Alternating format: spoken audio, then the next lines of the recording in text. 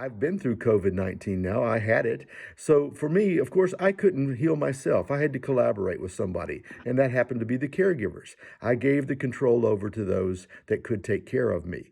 Um, there are many other examples that I can use of where I can't control it or I can't fix it, but others can, and I look to collaboration for my answer. Helping my students to frame up what is happening now and how they can leverage this time to benefit themselves rather than wallowing or dwelling on the negatives is important. I think that learning to be resilient means that you are able to cultivate a state of mind that is positive. I'm not talking about a Pollyanna level of optimism. I'm talking about being realistic, but I think that you can practice habits of mind and attitudinal things in the same way that you can practice your skills as a musician. We know that every difficult situation is temporary. Uh, so helping students to understand that what we're going through right now in the course of an entire life will be but just a small moment in time. But right now it feels like everything. So helping them to have some perspective is something that we as leaders and people who have lived longer lives can certainly help them with. I think that the mindset that crisis brings opportunity for growth and change is also a really powerful mantra. And I am using that personally and also in my teaching. I think one of the changes I've made has been in the area of planning.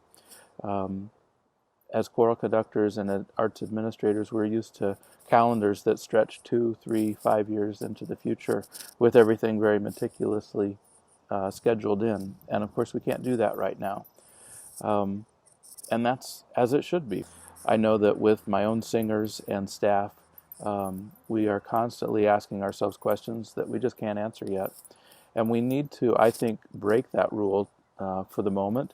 That tells us we need to know what's going to happen a month from now, 6 months from now, a year from now, so that we can be better able to respond when we do get the all clear. And of course, we know that day is coming. We know that we will be together again, and that the music will be glorious, and the relationships and the connections all the more heartfelt. I think effective leadership characteristics are the same in both good and tough times. However, during times of crisis, these qualities become even more pronounced. Leadership is like a pendulum. What happens at this level has a much greater and larger consequent effect at this level. For me, good leadership qualities are being calm and steady, using measured words to avoid confusion or misunderstanding, or worse, distrust. A leader has to be decisive, but also empathetic and reassuring. A leader has to be able to rally a group of people together, including those who may not fully agree with this leader, to rally them together so that they can still have a largely unified vision, understanding, and behavior and action. This comes with trust that the leader has diligently worked to earn over a period of time. So my keys are to, first of all, look to what you do control. Secondly, prioritize those things and dig into the details. That leads you to say, if I can't do it, then I'm going to collaborate with someone who can. I look to tools such as technology now, and then I look for solutions, and sometimes those solutions can lead to innovation. It's really a mindset that I look at in leadership, and these are the tools that get me through it, and I hope they can help you get you through it too.